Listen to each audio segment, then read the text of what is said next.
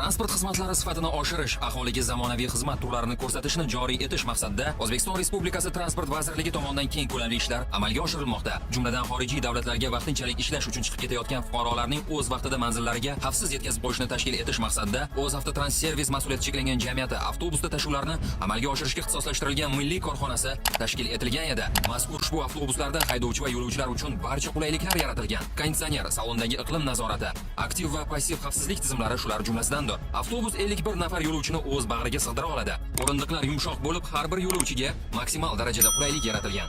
Agar zarurat bo'lsa, o'rindiqlarni old va orqa tomonga siljitish hamda yon tomonga ham sozlash mumkin.